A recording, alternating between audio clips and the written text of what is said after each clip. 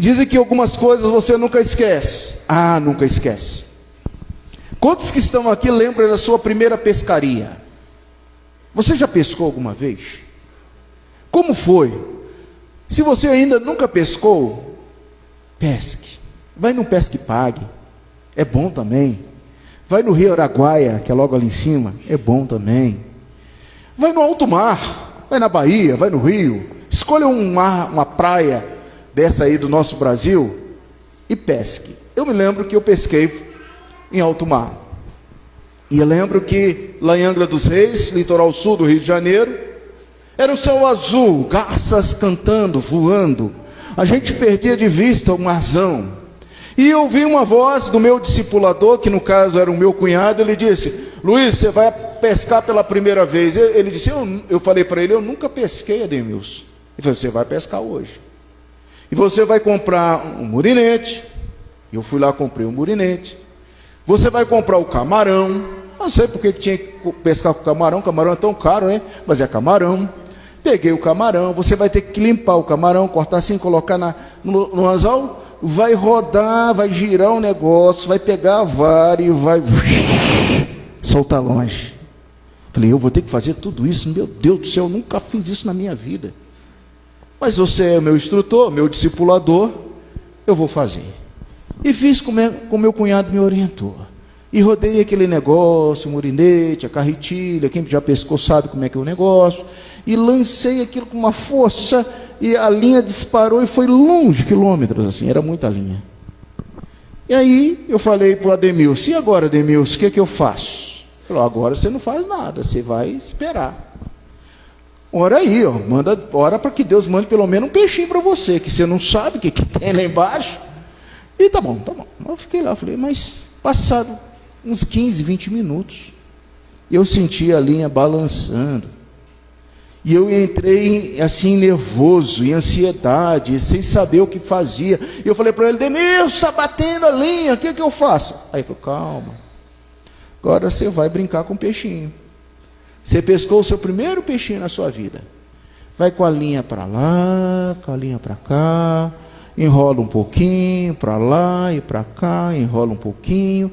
E eu fui fazendo isso, e o negócio foi ficando pesado, fui fazendo isso, de repente o peixe, tchum.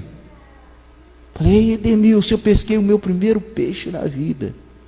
E agora o que eu faço? Agora você tem que tirar a linha da boca do peixe. E ele só falava isso e eu tinha que fazer. Tira a linha da boca do peixe. Agora coloca num balde cheio de água. Meus irmãos, que experiência maravilhosa. Você já experimentou pescar? O desafio para você nessa noite é ir ao rio, ao ribeirão, ao Pesque Pague, ao mar, e pescar o seu primeiro peixe, se você ainda não pescou na sua vida. Mas se você já pescou na sua vida, quantos aqui já pescaram na sua vida? Sabe bem, não é assim, irmãos? Sabe bem a alegria de puxar o seu primeiro peixinho? A primeira pescaria, a gente nunca esquece. E isso é realmente maravilhoso. Pescar é algo muito bom. E eu estou num texto, olha, do versículo 1 ao versículo de número 11, que fala de uma pescaria maravilhosa. E que pescaria foi essa? O livro de Lucas mostra, em primeira análise, a compaixão do nosso Salvador Jesus Cristo. Lucas fala de um Jesus Cristo que se encontra até mesmo angustiado por conta de uma raça de pessoas que não quer direcionar-se para os ensinamentos, para as palavras do reino de Deus. Nós falamos sobre o reino de Deus na semana passada e reino dos céus. O bom samaritano que se compadeceu, a graça perdoadora do Pai, que se encontra inusitadamente incrustada nas palavras do filho pródigo, no capítulo 15, o fariseu e o publicano, debate entre eles, no capítulo 18, histórias ilustrativas que se encontram somente no Evangelho de Lucas, e somente aqui lemos as significativas palavras do Senhor Jesus Cristo, em que diz que toda a carne verá a salvação de Deus em 3:6, e sobre isso a amplitude da misericórdia de Deus. De fato, Lucas mostra essa grande compaixão de Jesus pela vida das pessoas. E aqui está, talvez, nosso primeiro recado nessa noite. O nosso Salvador tem uma grande compaixão pela sua vida. Compaixão. O que significa essa palavra compaixão? Aquele que coloca no lugar do outro, na dor do outro, no sofrimento do outro, aquele que sabe muito bem o que é padecer, o que é sofrer pelos outros, compaixão. O nosso Senhor Jesus Cristo tem uma grande compaixão por você, pela sua casa, pelo seu lar, pelos seus dramas, pelos seus sofrimentos, também pelas suas vitórias, pelas suas alegrias, pelos seus sucessos na vida, porque não é só desgraça. O cristão tem alegria, tem sucesso, celebra, festeja. O Senhor Jesus, Ele tem compaixão por todos nós. E em Lucas a gente lê isso aqui. Nessa noite, você já viu que o Senhor Jesus teve compaixão de um grupo de pescadores que passaram a noite em claro, trabalhando, e quando chegou de manhã cedo, não havia um peixinho no barco. E Jesus então faz esse milagre maravilhoso que nós vamos estudar nessa noite, sobre a pesca maravilhosa. Mas no contexto anterior, irmãos, você estudou o que você deve fazer para evitar o esgotamento espiritual, e naufragando na fé. E aí nós passamos um dia na rotina de Jesus, como Jesus lidou com a sua rotina, um dia inteiro. É só virar os seus olhos aí para o versículo 31 do capítulo de número 4 até o versículo 44, que foi nosso contexto anterior, que lidou com o esgotamento, como Jesus lidou com a sua rotina. Não era fácil cumprir o seu chamado. Ele pregava, ele expulsava demônios, ele fazia curas e milagres, mas o texto apresentou que Jesus, após tudo isso, ia para um lugar solitário para orar. E deixa eu me perguntar, como está a sua vida de oração? Essa semana você orou mais? Essa semana você buscou mais a presença do Senhor? Essa semana, Lida, você orou lá naquele hospital pelas pessoas, pelos pacientes? Irmãos, no domingo passado nós falávamos sobre isso. Depois que nós fomos para casa, tive que levar a Glaucia ao hospital lá, e por volta de 1 hora, 2 horas, estava eu na prática fazendo aquilo que eu havia dito para vocês sobre orar. Chegava uma pessoa e eu estava lá acompanhando a Glaucia e orando para aquela pessoa. Chegava outro, orava. A minha luta no domingo passado, na madrugada de segunda-feira, terminou 5 horas da manhã, e fazendo a prática do sermão, orando pelas pessoas no hospital. Como foi sua vida? Como está a sua vida de oração? Você orou mais? Você está esgotado espiritualmente? Qual é o remédio para o esgotamento? Ora, vá para um lugar solitário e ore, e persevere buscando o santo, e deixe aos pés do santo a correria, o desgosto, a ansiedade, a preocupação, a sua luta do dia a dia, aquilo que está fazendo você cansar. Deixe na cruz de Cristo, deixe aos pés de Cristo, deixe em oração, fale com o Senhor. A sua vida vai ser diferente, o seu esgotamento vai ser tratado, o esfriamento, o retrocesso, esse não faz parte da cabeça do servo de Deus, da irmã eleita do Senhor. Ouça a pregação do Evangelho, persevere, afirme que aos eleitos que não podem cair do estado da graça, você não pode retroceder, nem total, nem parcialmente. Os eleitos são mantidos pela sua vida de oração. Isso foi assunto domingo passado. Hoje nós vamos entender que só existe um mediador. O único mediador, o resumo da nossa fala hoje, o único mediador é quem? É Jesus Cristo. Entre o mar e os pescadores estava quem? Jesus Cristo. Entre o cardume de peixe e os pescadores estava quem? Entre a multidão e o barco estava quem? Entre você e o seu problema, a sua solução, a sua busca está quem? Jesus. Jesus, ele é o único mediador. Creia nisso. Jesus é o único mediador. Não é o remédio, não é o exame, não é o médico, não é o desespero, não é o cheiro de éter, não é a pessoa que está ao lado morrendo, não é a sua preocupação. Quem está entre você e a sua enfermidade é quem? É Jesus. Quem está entre você e o seu casamento é Jesus. Jesus é o único mediador. É isso que nós vamos trabalhar. Aliás, a gente já poderia partir para ser e ir embora. O sermão está pregado, né? Você entendeu isso, você já entendeu todo o contexto dessa pesca maravilhosa. A exposição do capítulo 5, de 1 a 11, pesca miraculosa.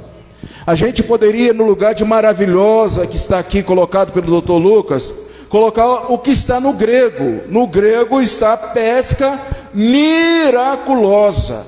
Foi um milagre de Jesus essa pesca. Aliás, quando Jesus entra com providência, ele entra com milagre, ele entra com sobrenatural, porque aquilo que o homem pode fazer não é milagre, aquilo que você vai alcançar não é milagre, mas aquilo que Jesus faz, isso é milagre. Como é que alguém poderia meio-dia pegar uma tonelada de peixe, como aqueles homens pescaram? Como é que alguém que era carpinteiro podia dar ordem aos pescadores, acostumado com o cheiro do mar, com o canto da gaivota, com a marola, com a onda, com o jeito de pescar? Um carpinteiro diz: volta e joga a rede do outro lado, e vi muitos peixes. Na sua vida, Jesus quer fazer milagres. A pesca é miraculosa. Essa é a palavra que está lá no original. Além de ser miraculosa, ela é maravilhosa. Aqui uma vez mais ocorre com frequência o que Lucas indefinidamente diz a respeito do tempo. Não obstante, observe a seguinte: encontramos Jesus ainda na Galileia, os discípulos ainda estão sendo chamados, houve vários passos nesses chamados, e parece que Levi e Mateus ainda não se uniram a esse grupo que está aqui. Com o grupo, os 12 ainda não tinham sido escolhidos nem comissionados. E veja, lá em Marcos 3, de 13 a 19, 6, de 7 a 13, a tomada como uma unidade, a narrativa apresentada aqui, em Lucas 5, de 1 a 11, que é peculiar a Lucas, não há paralelos. O incidente é significativo, até mesmo emocionante. Tudo isso para mostrar quão maravilhoso o Salvador é. O nosso Senhor Jesus Cristo, ele é revelado aqui em 5 parágrafos, apresentando um aspecto de uma grandeza maravilhosa. Então, convido você agora a olhar para o seu texto, não desviar, para que você possa entender aonde nós temos os parágrafos dentro dessa citação, dentro desse texto. São 5 parágrafos maravilhosos que apresentam uma grandeza espetacular a respeito de Jesus. O primeiro parágrafo vai do versículo de número 1 ao versículo de número 3. Olha aí. Aconteceu que, ao apertá-lo a multidão para ouvir a palavra de Deus, estava ele junto ao lago de Genezaré e viu 2 barcos junto à praia do lago. Mas os pescadores, havendo desembarcado, lavavam as redes. Entrando em um barco, que era de Simão, pediu-lhe que afastasse um pouco da praia, e assentando-se ensinava do barco as multidões. A sabedoria prática de Jesus é demonstrada nesses 3 primeiros versículos. Jesus encontra-se aonde? Na praia. A extensão denominada por Lucas é de lago, ou os outros evangelistas denominam de mar. Lucas acrescenta o nome Genezaré. Jardim principesco significa Genezaré. A planície contínua, surpreendente, era realmente fértil ao sul de Cafarnaum. Estamos no quartel-general de Jesus em Cafarnaum. Tão grande era a multidão reunida que ali se encontrava, que ele falava e ele estava sendo literalmente comprimido. Então muita gente para ouvir o ministério público de Jesus de pregação da palavra. O que Jesus faz? O povo empurrava para ouvir o que Jesus falava. Então Jesus viu 2 barcos de pescadores estacionados à beira da água, da orla, e Jesus então viu que um estava vazio, seus ocupantes tinham descido para a praia para lavar as suas redes, a fim de deixá-las preparadas para outra tentativa. Daqui a 2 dias eles voltariam ao mar para pescar. Então resolveu o seu problema. Jesus subiu em um dos barcos e solicitou ao seu proprietário que o afastasse um pouco da praia. Então essa é a primeira cena. 2 barcos, Jesus vai ao proprietário, nós sabemos que é Pedro. Pedro, eu preciso de um barco. Ele entra naquele barco, ele se afasta um pouco, e aí ele tem diante dele toda aquela multidão para ele pregar.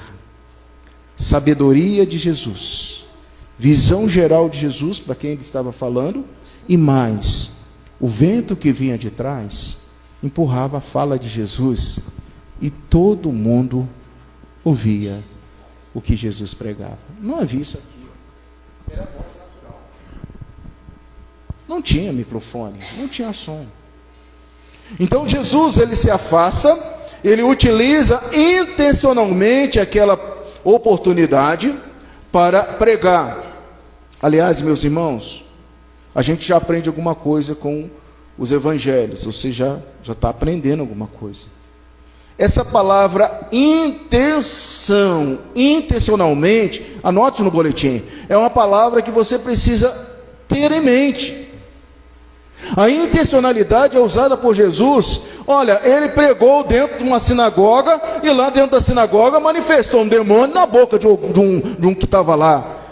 Jesus, ele prega num cemitério, Jesus, ele prega na esquina, Jesus, ele prega na praça, Jesus, ele entra no barco, ele prega no barco. Jesus, ele não perde as oportunidades de pregar. Intencionalmente, ele via assim, tem gente ali, eu vou pregar, não importa, dentro do cemitério, dentro da sinagoga, no barco, andando, alguém me tocou, de mim saiu virtude. Quem é essa mulher que me tocou? Ele vai lá naquela que tinha tocado na sua veste, na sua orla, intencionalmente ele abre a sua boca e ele prega a palavra. Você faz isso? Quantas vezes nós deixamos as oportunidades passarem? Aquela era a hora de eu falar de um amor de Jesus. Aquele momento, aquela pessoa queria, tudo era ouvir o evangelho, mas eu fui covarde, eu fui tímido, eu não falei, eu não testemunhei, eu não preguei a palavra do Senhor. E você sabe quando essa oportunidade vai voltar? Não volta mais. Não volta mais. Jesus pediu que se afastasse um pouco o barco. Simão havia recebido do mestre alguma bênção. Você lembra da bênção anterior de Simão? Jesus esteve na casa de Simão e a bênção que Simão recebeu foi a cura da sua sogra. E agora acontece o inverso. Simão agora vai servir Jesus com seu barco. Está na hora de Simão agora corresponder àquela bênção. Outra coisa a gente aprende, meus irmãos. Quantas vezes nós somos crentes consumidores? Quanto tempo você tem de cristão? Quanto tempo você tem de convertido? Quantas bênçãos você já recebeu do Senhor? Olha o hino, quantas bênçãos dizem de uma vez, e você será surpreso do quanto Deus já fez. Nós só recebemos bênçãos, bênçãos, bênçãos, bênçãos, e nós não correspondemos às bênçãos do Senhor.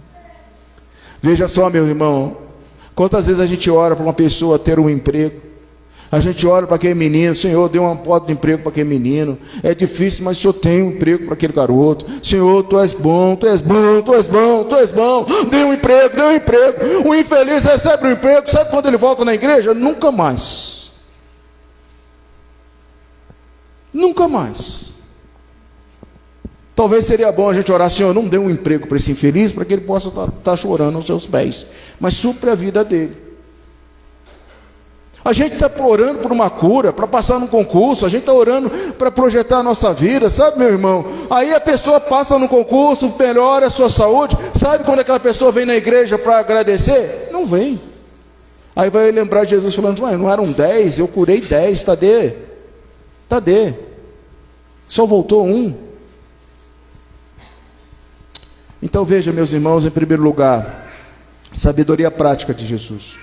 Versículos 4, versículos 5, quando acabou de falar, disse a Simão, fazei de largo, lançai as vossas redes para pescar. E respondeu-lhe Simão, mestre, havendo trabalhado toda a noite, nada apanhamos, mas sobre as suas palavras, as tuas palavras, lançarei as redes. Olha, sabedoria de Jesus mais uma vez, agora com profundidade no seu conhecimento. Deixa eu dizer algo para você. Os ensinamentos do Senhor são profundos. Gosto muito de uma palavra que eu já coloquei aqui: lateralidade e profundidade. Estudar os evangelhos é você começar a olhar a humanidade de uma forma diferente, ao mesmo tempo ter um contato profundo com o Senhor. Quando Jesus acabou de falar à multidão, disse Simão que levasse o barco onde a água era mais profunda.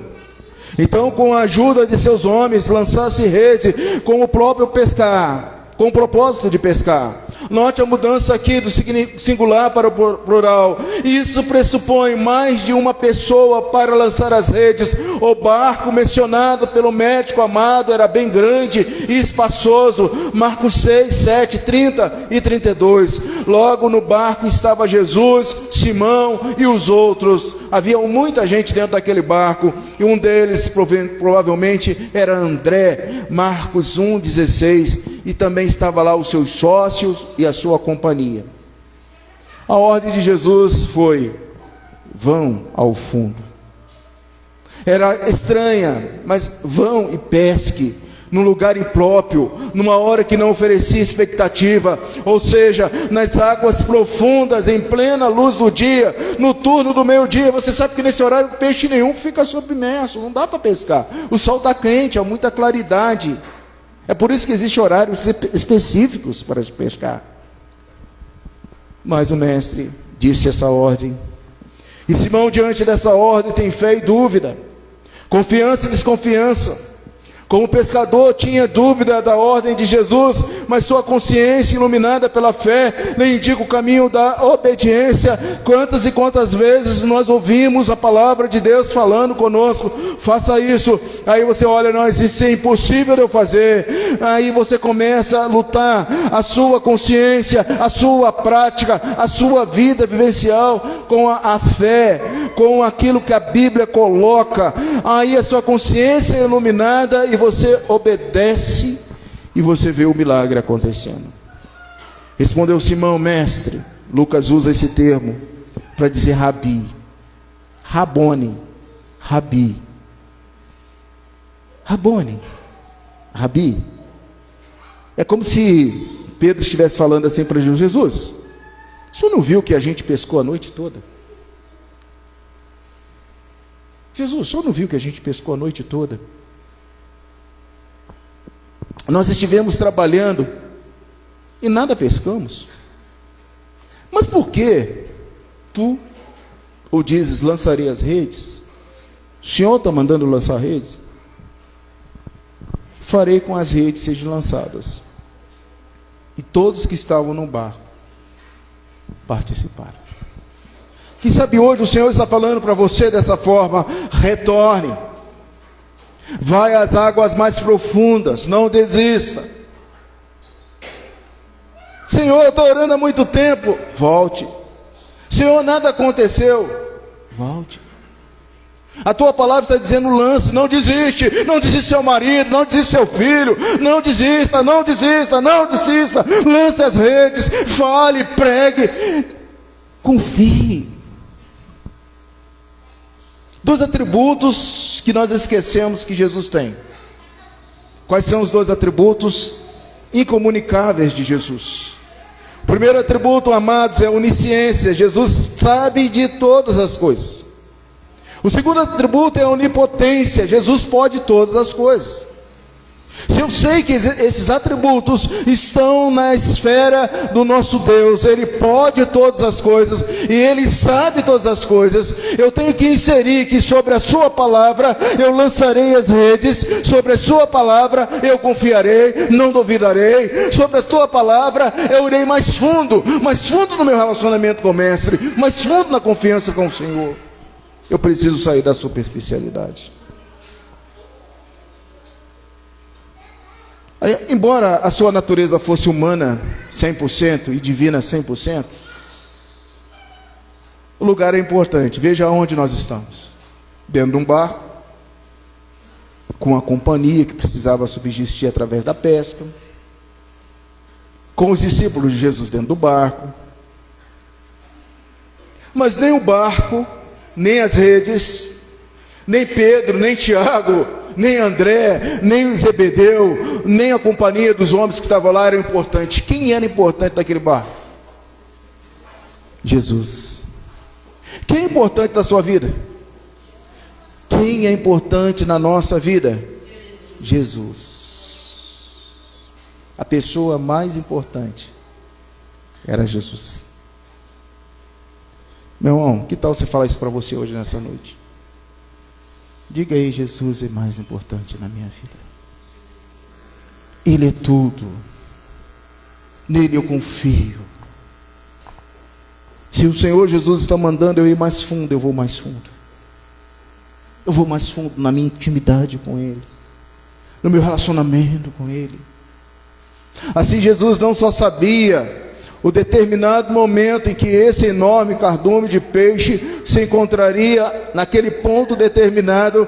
Você imagine comigo, vamos imaginar a cena. Jesus, que conhece todas as coisas, ele sabia onde estavam todos os peixes daquele mar, as baleias, os golfinhos, os peixes pequenos, os peixes grandes. Jesus sabia do lugar certo. Ele só faz uma ordem: vem cá, cardume, o maior cardume, pula para esse lado agora.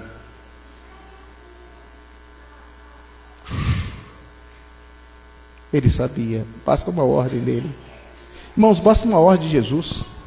Uma ordem de Jesus. A doença sai, a pessoa é curada. A gente vai ver muito disso. Milhares de peixes foram milhares de peixes mesmo. Porque eu vou falar uma coisa no final: por que Jesus mandou muitos peixes para aquela companhia? Você vai entender até o final do sermão. Isso é importante. Se isso for só o que ocorreu, então era muito natural que ele soubesse aonde o cardume estaria. Mas lembre-se, quando Jesus criou o homem, ele deu ordem, domínio sobre os peixes do mar. Até certo ponto, pelo menos, esse domínio foi perdido quando o homem caiu. E em Cristo Jesus, esse homem é justificado, ele é restaurado. Então agora o homem passa a ter domínio sobre os peixes por causa de Cristo. Quem é mais importante, meus irmãos? Jesus. Quem é o único mediador? Jesus. Mas ainda tem a terceira qualidade de Jesus aqui: a sua abrangente generosidade. Versículos 6 e 7. Isto fazendo apanhar grande quantidade de peixes. Grife essa palavra: grande quantidade de peixes.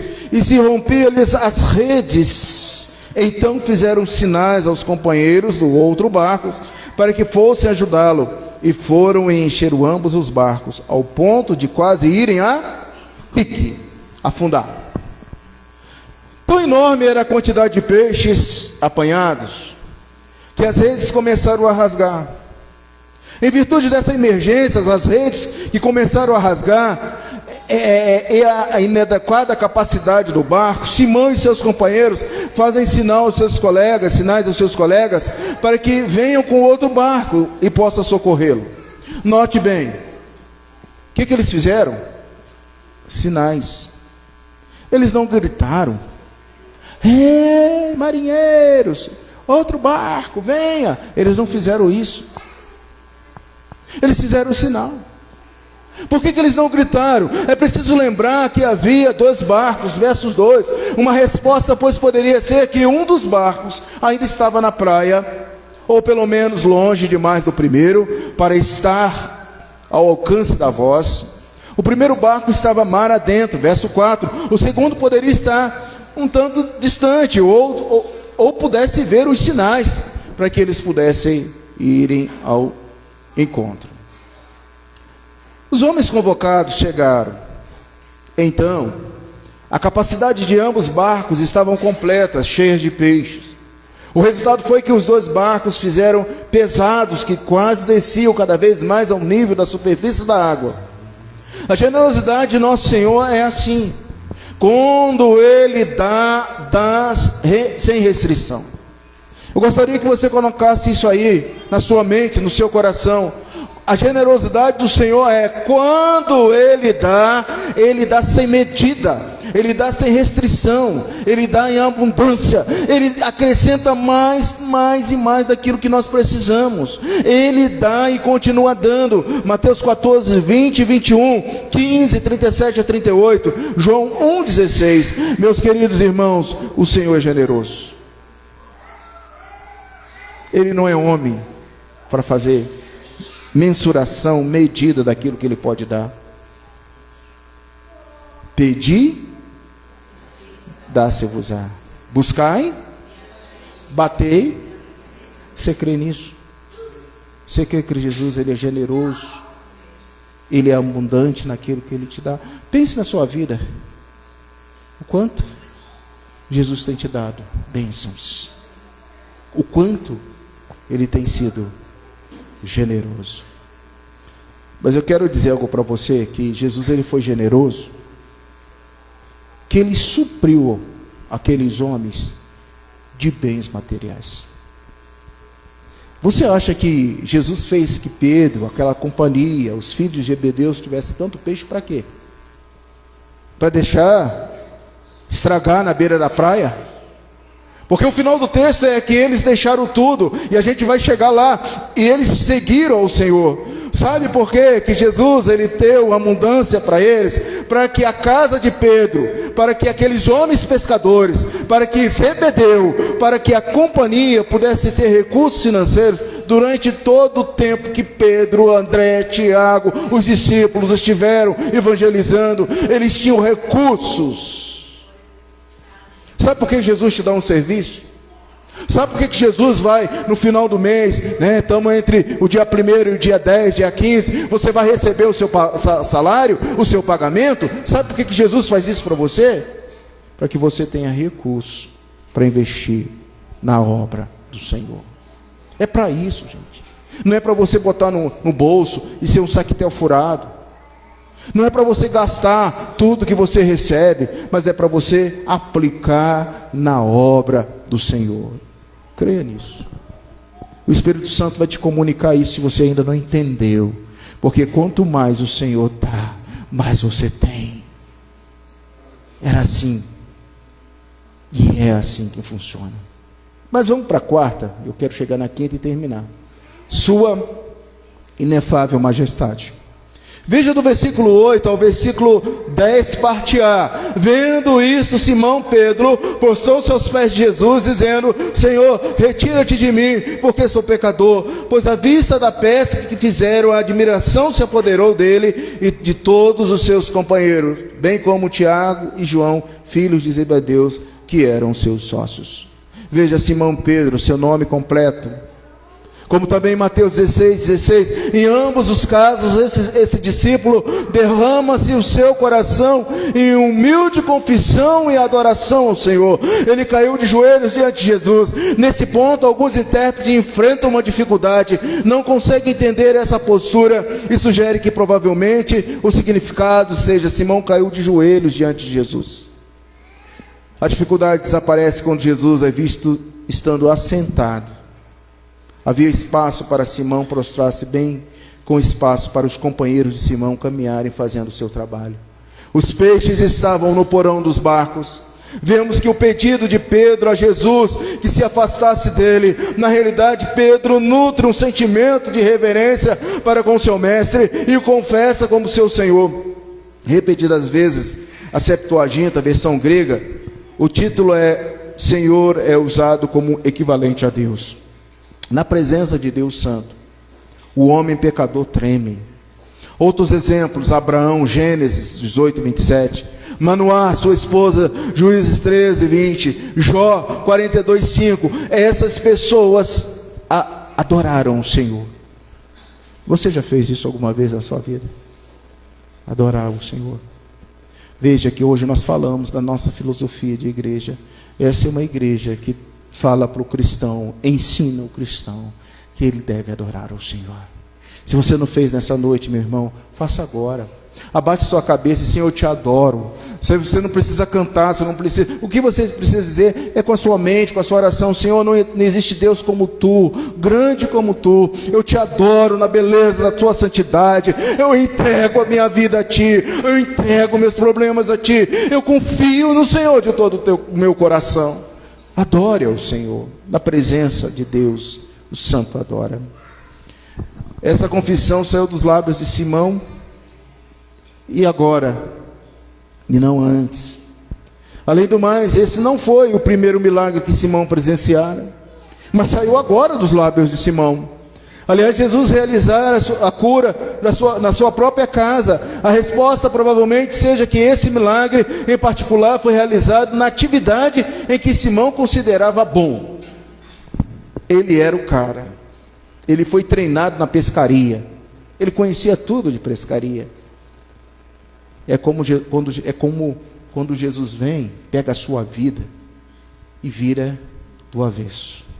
E você não entende nada. Por que está acontecendo isso comigo? Eu tenho expertise, eu sou bom nisso que eu faço. Mas o carpinteiro de Nazaré, ele é maior. Ele sabe tudo. Ele pode tudo. E você não pode nada. E portanto, diante dele, dobre os seus joelhos e adore ao Senhor.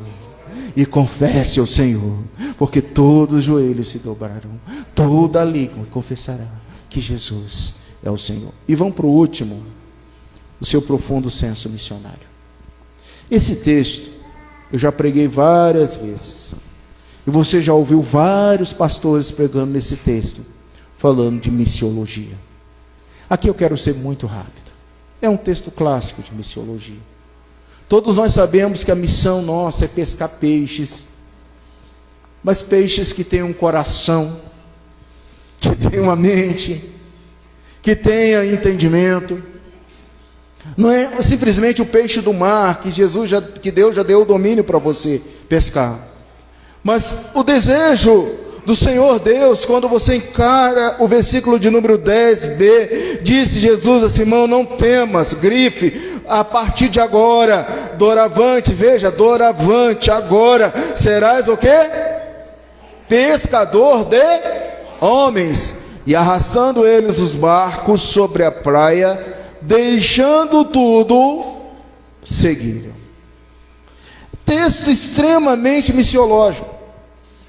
Não tenha medo. Jesus, o bondoso pastor, atentou para o bem alarmado sentimento de Pedro, e por sua razão que ele agora dá repouso à mente dos discípulos. A partir desse momento haverá uma mudança na vocação de seus discípulos. Hoje à tarde eu conversava com algumas pessoas, e nós falávamos do momento em que nós viramos a chave na nossa vocação. A pessoa que eu conversava virou a chave para ser militar. E eu virei a chave de militar para ser pastor. Então ele contava a experiência dele, como ele foi ser militar, e eu contava a minha experiência, como eu deixei de ser militar para ser pastor. O importante é que há um momento na sua vida que você vira a chave da sua vocação. Mas meus irmãos, para quê e por que você deve entender o seu chamado, a sua vocação? Simão tinha sido pescador de peixes. Ele nasceu na orla do mar, ele sabia o cheiro do peixe, o tamanho do peixe, a qualidade do peixe, o valor do peixe. Ele tinha uma companhia de vender peixes, ele era empresário no ramo de pesca, ele vivia da pesca, do peixe. E agora vem um homem lá de Nazaré, que falava docemente, que olhava na alma e dizia assim: acabou, a partir de agora, você vai ser um pescador não de peixes. Você teria coragem de virar a chave da sua vida? Ei, cristão, ei, minha irmã, meu irmão, meus jovens, adolescentes, Jesus está te chamando da mesma forma. para você ser pescador de homens. Ele tinha pescado com a finalidade de matar, agora ele se torna um pescador e comunica a vida, isto é, será um instrumento nas mãos de Deus para fazer isso. Assim no original lemos: doravante você pescará homens vivos. Coloca essa palavra aí, vivos, porque pescar homens mortos a gente não perde. Gente, imagine pescar um peixe morto. Agora eu vou dizer uma coisa: tem muita gente pescando peixe morto. E como é que é pescar um peixe morto? Você tem que pescar peixe vivo. Está todo mundo vivo aí agora? Amém? Eu sei que você está vivo, você está ouvindo a palavra de Deus, você está entendendo o que eu estou falando, mas eu não estou falando nesse sentido de morte. Eu estou falando que existem muitos peixes mortos que nunca ouvirão a palavra de Deus, nunca aceitarão. E para esses Jesus disse assim: sacode a poeira da sandália, bate o pé, não volte, não perca tempo. Deixe, porque existe muita gente viva, como tem muita gente morta. Existe muita gente morta. Você já entendeu o que Jesus quis dizer? Assim, meus irmãos, nós devemos levar os barcos para a praia, nós devemos deixar tudo. Perceba que Pedro, Tiago, João deixaram tudo para trás a fim de seguir Jesus. Note bem, eles deixaram tudo. Ainda quando a promessa foi feita exclusivamente a Simão, os demais discípulos corretamente entenderam aquilo que Jesus havia dito a Pedro e era concernente também a eles. E os peixes, como eu já falei, que fim tiveram os peixes? Será que eles deixaram estragando no barco? Não, com certeza não. Jesus que se preocupou, você lembra que quando Jesus fez a multiplicação dos pães e dos peixes, vamos ler isso ainda, Jesus ele dá uma ordem aos seus discípulos, ele diz assim: recolha os restos dos pães e dos peixes. Meu irmão, não deixe as coisas estragar na sua casa não. Da última vez que você serviu uma refeição para os seus filhos, para os seus da sua casa, que é da sua casa, diz assim: coloque no prato aquilo que você come, porque jogar comida fora, nem Jesus jogou. Para com isso, jogar resto fora. Não quero mais, aí vai aquela quantidade de arroz para o lixo, quantidade de feijão para o lixo. Quantas pessoas não têm o que comer? Nem Jesus jogou fora, ele mandou recolher. Recolha o que está sobrando. Aprendeu aí com Jesus? Então aqueles peixes não estragaram serviram de recurso financeiro para eles, para a companhia deles. Instrução de Jesus. E nós vamos ver Jesus ensinando a gente a lidar com finanças, viu, meus irmãos? Jesus é alguém que se preocupa com a nossa finança. Cuidado com cartão de crédito, cuidado com cheque especial, cuidado com dívidas. O povo de Deus precisa estar atento a essas coisas. Não vai gastar mais do que pode, por favor. Senão você vai ficar escravo do cartão. Gente, está tendo 13% aí. Cuidado com esse negócio do cartão de crédito. Não se envolva com isso. Jesus ensina a gente a agir com as nossas finanças também. E você vai aprender. A confissão de fé de Westminster chega dizendo que Cristo é o mediador. Aprove Deus em seu eterno propósito escolher e ordenar o Senhor Jesus, seu Filho unigênito, para ser o mediador entre Deus e os homens. Isaías 42:1: eis aqui meu servo, a quem me sustento, o meu escolhido, em quem minha alma se compraz. Pus sobre ele o meu espírito, e ele promulgará o direito dos gentios. João 3,16: porque Deus amou o mundo de tal maneira que deu seu Filho unigênito, para que todo aquele que nele crê não pereça, mas tenha a vida eterna. Porquanto, diz 1 Timóteo 2:5, porquanto há um só Deus, um mediador entre Deus e os homens, Cristo Jesus, homem. Entre você e a outra coisa existe quem? Jesus. Entre você e Deus existe? Entre você e a sua luta existe? Entre a pesca maravilhosa e os pescadores, quem estava lá? Jesus. A gente pode terminar nosso sermão. Já aprendemos nessa noite que o propósito da nossa vida, vamos voltar lá. Qual é o propósito da sua vida? No início você pensou sobre essa pergunta: qual é o propósito da minha vida? Será que eu já encontrei o propósito da minha vida? Eu quero te ajudar aqui. Assim como Jesus facilitou para Pedro e seus companheiros, Ele facilita para todos nós nessa noite. O propósito de Deus para a nossa vida é que nós sejamos, escreva aí, pescadores de homens. Pastor, o propósito da minha vida é ser um jogador de futebol. O Eric, não, é o Alexandre que quer ser um jogador de futebol. O Vitor quer trabalhar em TI. O propósito da minha vida é trabalhar em TI, pastor. Excelente, Vitor. Vai lá trabalhar em TI, dá dinheiro, você vai fazer os programas, vai dominar TI, mas o propósito da sua vida não é ser um técnico em informática ou um doutor em informática. O propósito de Deus para a sua vida é que você seja o quê? Pescador de homens. Isso fala para nós adultos, viu, meus irmãos? Nós que já temos as nossas profissões, você que já tem a sua profissão. O propósito de Deus não é você desenvolver a sua vocação. O propósito de Deus é que você desenvolva a sua vocação e seja um ganhador de homens. Através da sua função, você vai ganhar pessoas. Através daquilo que você faz, você vai testemunhar de Jesus. Você vai ser um pescador de homens dentro da sua profissão. Quantos já experimentaram pescar um peixe assim? É bom demais, não é? A alegria é a mesma de pescar um peixe no mar, no rio, no lago, em qualquer lugar. É a mesma. E Deus te usa para você alcançar mentes e corações. Lembre-se disso. Esse é o propósito do Senhor. Seja qual for a sua vocação, ela passa por esse convite de Jesus.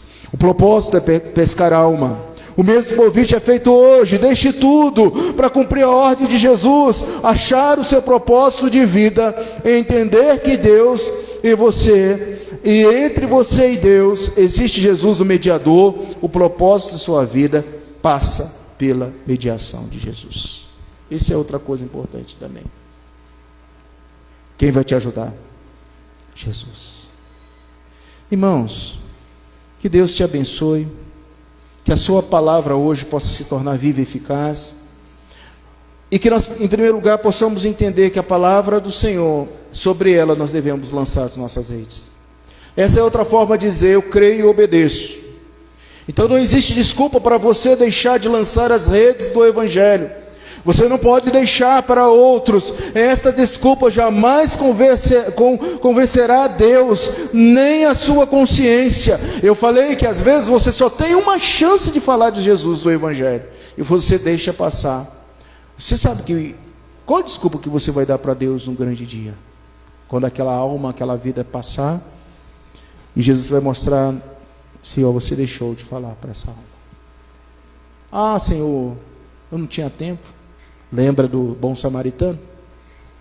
Senhor, eu era tímido. Lembra do versículo que diz que os tímidos não herdarão o reino dos céus? Não há desculpa, viu, meus irmãos? Nem para Deus, nem para a sua consciência. Segundo lugar, uma igreja unida desfrutará do recolhimento dos peixes, e virão de todos os tamanhos e pesos. Teremos uma honra de plantarmos igrejas, a partir dessa igreja, da união e da força evangelizadora de todos. Esse projeto de Deus é para você. Você é um pescador de homens. Essa promessa ainda está em vigor. Assim como os discípulos deixaram tudo e seguiram o Mestre para pescar. O que está faltando para você tomar essa decisão hoje? Para pescar homens, é preciso de uma coisa. E eu já estou até descendo e chamando os presbíteros para ministrar a ceia. Vamos para cá. Para se tornar um pescador de homens, é preciso de uma coisa. Sabe qual? Está perto de Jesus. Aqueles homens só conseguiram pescar grande quantidade de peixes. Por quê? Estava perto de Jesus. Você quer ser um pescador de homens? Esteja perto de Jesus. Amém?